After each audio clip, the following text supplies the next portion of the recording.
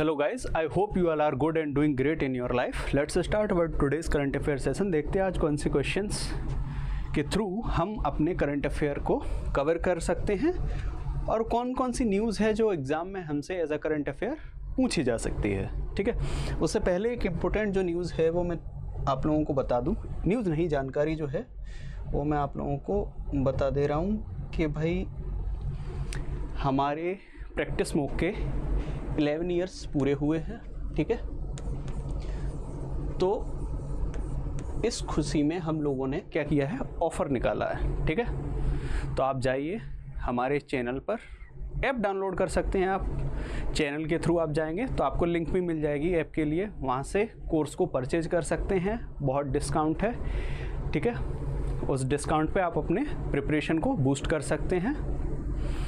तो app download करो, फटाफट जाओ और सब्सक्रिप्शन लेना है सब्सक्रिप्शन ले लो। जिस भी चीज़ का तुमको लेना है ले लो, बहुत ज़्यादा अमाउंट नहीं है, हल्का फुल्का सा अमाउंट हो जाएगा और उसमें भी डिस्काउंट जब लगा दोगे तुम, ठीक है, तो और भी तुमको सस्ते में मिल जाएगा। ठीक है, अब शुरू करते हैं अपने सेशन को। पहला जो हमारा क्वेश्चन है वो सीधे स्पोर्ट्स से रिलेटेड है और स्पोर्ट्स से हमेशा एग्ज़ाम्स में क्वेश्चंस पूछे जाते रहते हैं। ठीक है, तो हम भी वही करेंगे कि भाई आर्चरी का हुआ है एशिया कप 2025 स्टेज 2, याद रखना ये चीज़ें। ठीक है, कब से कब तक हुआ? 15 से 20 जून हुआ है। कहाँ हुआ है? तो सिंगापुर में हुआ है। ठीक है, अब इसमें सिंपली पूछ रहा है कि इंडिया ने कितने मेडल जीते हैं। ठीक है, इसमें यह नहीं पूछ रहा है कितने गोल्ड जीते हैं, कितने सिल्वर जीते हैं, कितने ब्रॉन्ज जीते हैं। ठीक है, इसमें टोटल पूछ रहा है कि इन तीनों को मिला के कितने जीते हैं टोटली। ठीक है, तो 9 मेडल इंडिया ने क्लिंच किए हैं, जीते हैं, जिनमें से 2 गोल्ड, 1 ब्रॉन्ज और 6 सिल्वर हैं। ठीक है, अंडर 21 इंडियन कंटिजेंट जितने भी थे उन्होंने परफॉर्म किया और 9 मेडल क्या है, जीते हैं, जिनमें से 2 गोल्ड, 6 सिल्वर, 1 ब्रॉन्ज रहा है। ठीक है, और फिर अगर तुम देखोगे तो इंडिया जो है वो टैली में टॉप किया है। ठीक है, फर्स्ट रैंक पर इंडिया ही है। क्लियर है? उसके बाद इंडोनेशिया, फिर कजाकिस्तान। ठीक, अब भाई जीते हैं मेडल, तो मेडल जीतने वाले कौन कौन हैं? कैटेगरी होगी, मेन इंडिविजुअल होगा, वुमेन इंडिविजुअल होगा, फिर मेन में आ जाएगा, टीम में आ जाएगा, फिर वुमेन में टीम में आ जाएगा, फिर मेन मिक्स में आ जाएगा, ये सारी चीज़ें। ठीक है, तो इनको भी देख लेते हैं। मेंस इंडिविजुअल कंपाउंड में अगर तुम देखो तो कौशल दलाल जो हैं उनको गोल्ड मिला है और गोल्ड वाले नाम हमेशा इंपॉर्टेंट होते हैं, तुमको भी पता है ये बात। ठीक है, और वुमेन इंडिविजुअल कंपाउंड में कौन जीता है? तेजल राजेंद्र साल्वे। तो ये दोनों नाम तुमको पता होना चाहिए। एक तो इंडिविजुअल में लाए हैं ये लोग। ठीक है, तो इंडिविजुअल में वो भी दोनों में आया है, मेन और वुमेन दोनों में। ठीक है, उसके बाद वुमेन से इंडिविजुअल कंपाउंड में शानमुखी नागासाई बुद्धे हैं, उनको सिल्वर मिला है। उसके बाद मेंस कंपाउंड टीम में अगर तुम देखो तो कौशल दलाल, गणेश और मिहिर करके हैं जिनको सिल्वर मेडल मिला है। फिर मेन में रिकर्व टीम में देखोगे तो विष्णु हैं, पारस हैं और जोएल हैं जिनको सिल्वर मिला है। फिर वुमेन कंपाउंड टीम में देखोगे तो शानमुखी हैं, तेजल हैं और हमारे साथ में फिर तनिष्का हैं। ठीक है, इनको सिल्वर मिला है। फिर कंपाउंड मिक्स टीम में देखोगे तो कौशल दलाल और शानमुखी ने सिल्वर जीता है। वहीं पर रिकर्व मिक्स टीम में देखोगे तो विष्णु और वैष्णवी ने जीता है सिल्वर। और ब्रॉन्ज किसने जीता है? सचिन चेन्नी ने। किससे? मेंस इंडिविजुअल कंपाउंड में। ठीक है, क्लियर है? अब चलो फिर अगला जो न्यूज़ है इम्पोर्टेंट है और थोड़ा बहुत नहीं, बहुत ज़्यादा इम्पोर्टेंट है। इम्पोर्टेंट इसलिए और है क्योंकि इन्वायरमेंट इकोलॉजी से रिलेटेड है। फिर OECD ने रिपोर्ट निकाली है और ग्लोबल ड्रॉट आउटलुक है जिसने पूरा ट्रेंड बताया है। अभी इम्पैक्ट बताएं, पॉलिसी ड्रिवन बताएं कि वर्ल्ड में किस तरह से पॉलिसीज़ बन रही हैं और उनसे इम्पैक्ट क्या हो रहा है। इम्पैक्ट इस हद तक अगर तुम रिपोर्ट को देखोगे तो बताया जा रहा है केवल पॉलिसी मेकिंग हो रही है, उन पे काम नहीं हो रहा है। और काम नहीं हो रहा है उसका प्रूफ कैसे मिल जाता है? उसका प्रूफ मिल जाता है कि 1990 से लेके 2010 तक देखोगे और 20 तक अगर तुम देखोगे तो ऑलमोस्ट जो अगर एक्स एरिया ड्रॉट अफेक्टेड था तो वो 2x हो चुका है, ऑलमोस्ट डबल हो चुका है ये चीज़, ठीक है। तो इम्पोर्टेंट हो जाता है। देखो रिपोर्ट तो बना दी तुम्हारी organisation for economic cooperation and development ने, OECD ने, ठीक है। अब इस ग्लोबल आउटलुक में जो ड्रॉट आउटलुक बनाया है, इसकी फाइंडिंग्स अगर तुम देखोगे तो बोल रहे हैं कि भाई 1900 से 2020 तक का अगर तुम डेटा देखोगे, ठीक है, और उसके बाद में अगर तुम ये देखोगे 1980 से लेके, तो बोल रहे हैं कि वर्ल्ड का लैंड जो है वो एक्सपीरियंस कर चुका है बहुत ज़्यादा डिक्लाइन इन सॉइल मॉइस्चर, और वो परसेंटेज कितना है? 37% है, ठीक है। फिर बोल रहे हैं कि अगर इस हिसाब से हमने ड्रॉट प्रोन प्रोजेक्ट्स नहीं चलाए और वहाँ से इस तरह की पॉलिसीज़ वगैरह नहीं बनाई जिससे ड्रॉट जो अफेक्टेड एरियाज़ बढ़ रहे हैं उनको कम किया जा सके, तो होगा क्या? होगा ये कि इंक्रीज़ हो जाएगा एटलीस्ट 35%। अभी का जो एरिया है उस एरिया में 35% और ऐड कर दोगे, उतना और ऐड हो जाएगा वर्ल्ड वाइड बाई 2035 तक, ठीक है, कंपेयर टू करंट लेवल। अगर आज x एरिया कवर हो रहा है, x स्क्वायर किलोमीटर कवर हो रहा है, तो उस x स्क्वायर का 35% और ऐड एटलीस्ट हो जाएगा, ठीक है। इसी x का 35% और ऐड हो जाएगा इस x में, ठीक है, 2035 तक, ठीक है। यहाँ पे 1900 है और 2020 तक ये वाला, ठीक है। क्लियर है कि नहीं है?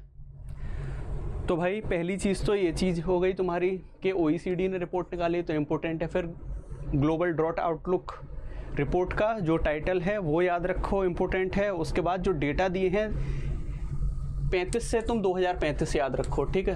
2035 में बोल रहा है कितना? 35% बढ़ जाएगा, इस तरह से याद रख सकते हो, ठीक है। बहुत इजीली तुमको ये याद हो जाएगा, ठीक।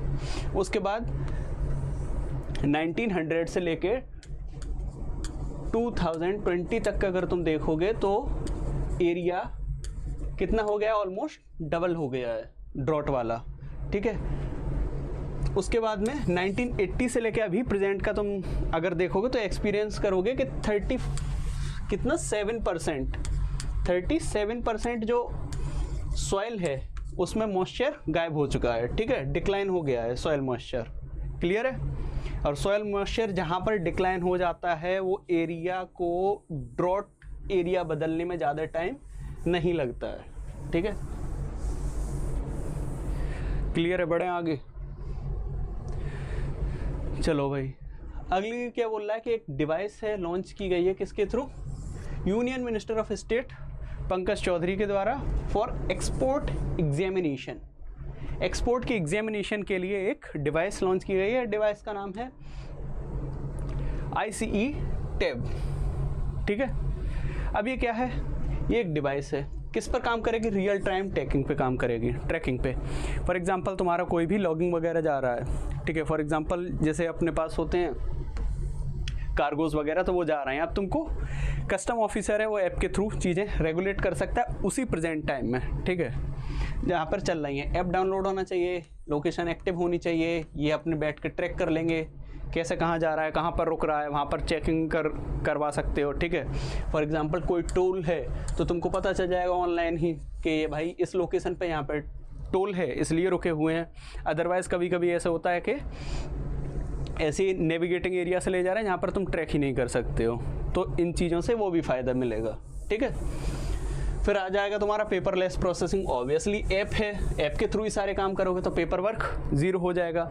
ऐप पर सारी चीज़ें अपडेटेड रहेंगी, वहाँ से तुम चीज़ें भी पता कर सकते हो, ठीक है। पेपर का क्या होता है? पेपर जल गया, जो इन्फॉर्मेशन थी वो भी गायब हो सकती है, इन्फॉर्मेशन लीक भी हो सकती है, ये सारी चीज़ें होती हैं। तो पेपरलेस जब प्रोसेसिंग होती है तो ट्रांसपेरेंसी बनी रहती है, और जो ऑफिसर्स होते हैं उनके थ्रू करप्शन एकदम रिड्यूस हो जाता है, ऑलमोस्ट, कंप्लीटली नहीं लेकिन ऑलमोस्ट हो जाता है। और वो ऑलमोस्ट होना ब्यूरोक्रेसी में बहुत इंपॉर्टेंट रहता है।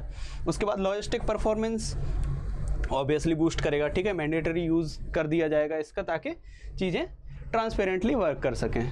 क्लियर है? आगे बढ़ते हैं। इम्पोर्टेंट बहुत ज़्यादा है ये चीज़, ठीक है। क्यों है?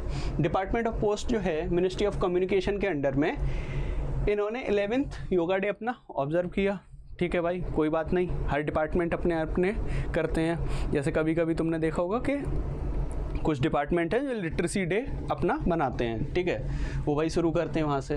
तो इन्होंने क्या किया, इन्होंने ग्लोबल थीम ली है योगा की। तो वो ग्लोबल थीम क्या है? Yoga for one earth one health, ठीक है।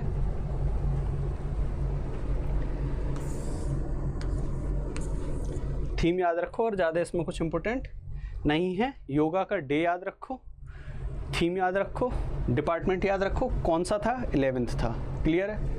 उसके बाद ये आ जाता है, और ये तुम देख लेना किसी ना किसी एग्ज़ाम में तुमको 101% ये क्वेश्चन मिल जाएगा। ये क्वेश्चन से मेरा मतलब है ये न्यूज़ मिल जाएगी, ये करंट अफेयर पूछा जाएगा। क्यों? क्योंकि पहली चीज़ तो भाई इलेक्शन कमीशन ऑफ इंडिया का केस है, से रिलेटेड है केस, नहीं इससे रिलेटेड न्यूज़ है।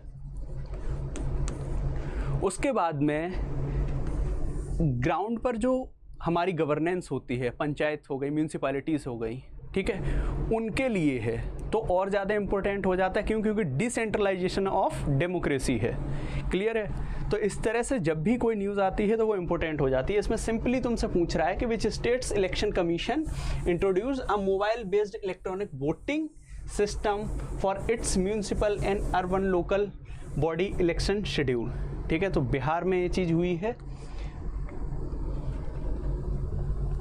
क्लियर है?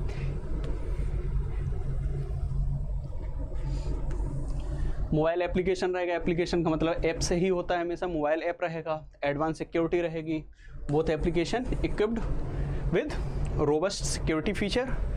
टारगेट बेनिफिशियरीज कौन कौन है? This system specially designed to aid voters who face difficulty reaching physical polling station.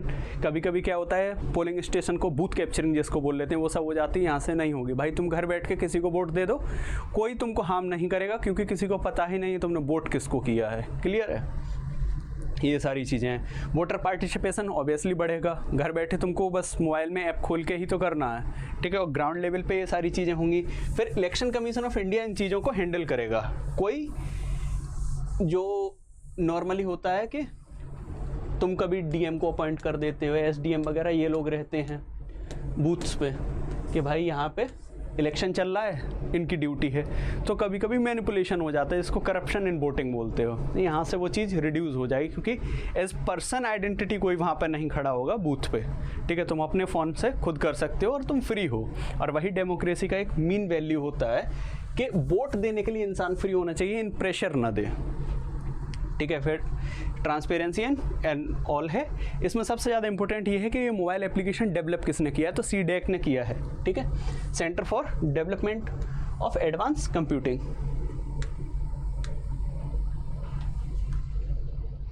ठीक है।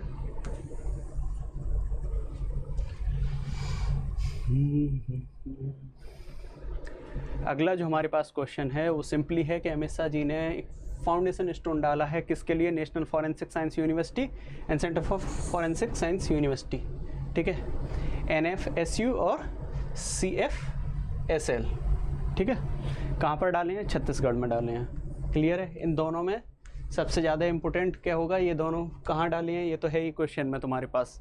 कॉस्ट कितना है, ठीक है, तो कॉस्ट तुमको पता होना चाहिए कि दोनों के लिए कॉस्ट कितना डाले हैं, CFSL के लिए कितना डाले हैं और NFSU के लिए कितना डाले हैं, ठीक है। हब इनिशिएटिव बनेगा, कोई दिक्कत नहीं है, अच्छी बात है। फॉरेंसिक टेक्नोलॉजी मार्केटिंग होगा, 30% कंपाउंड एनुअल ग्रोथ रेट से देखा जाए तो रीच करेगा कितना? $55 मिलियन बाई 2036, ठीक है। एक्सपेक्टेड शेयर इन मार्केट 9% दे रहे हैं, कोई बात नहीं है।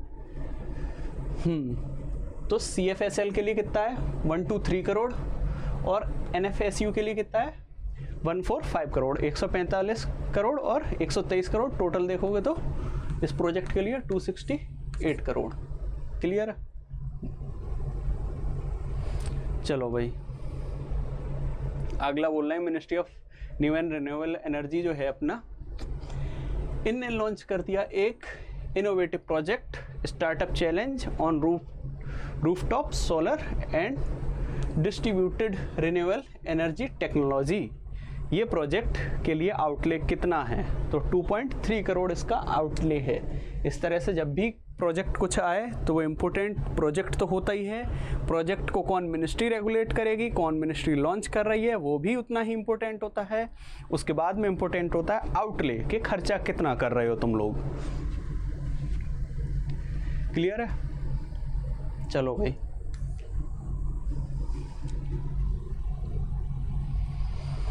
हाँ जी, तो अगला जो है प्रधानमंत्री जी, अभी सबको पता ही होगा, इतने एक्टिव तो हो ही, जब एग्ज़ाम की तैयारी कर रहे हो तो इतने सीरियसनेस होगी कि पीएम अभी कहाँ कहाँ गए थे विजिट पे? उड़ीसा, बिहार,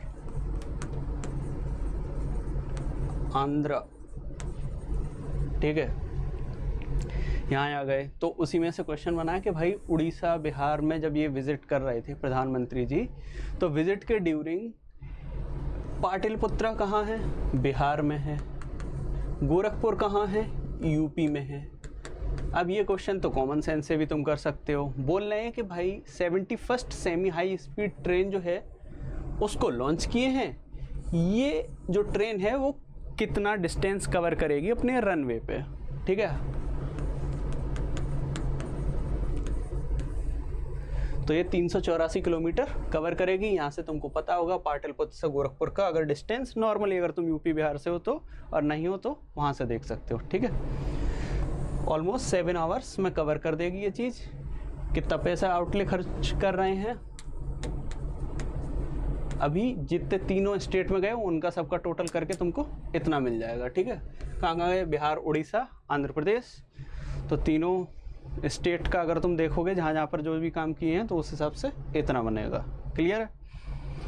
बिहार में और भी चीज़ें 28 डेवलपमेंट प्रोजेक्ट लॉन्च किए हैं जिनका टोटल कॉस्ट कितना है? 5200 करोड़ रुपए, ठीक है। वैशाली देवरा रेलवे प्रोजेक्ट किए हैं जिसका 400 करोड़ है। उसके बाद में आ जाता है हमारा पाटलिपुत्र गोरखपुर वंदे भारत एक्सप्रेस का रूट, ठीक है। So that was the last question. आज का करंट अफेयर हमने कवर किया क्वेश्चंस के थ्रू। इसी तरह आप हमारे साथ इन करंट अफेयर के सेशंस में बने रहिए। Stay happy and healthy. All the very best.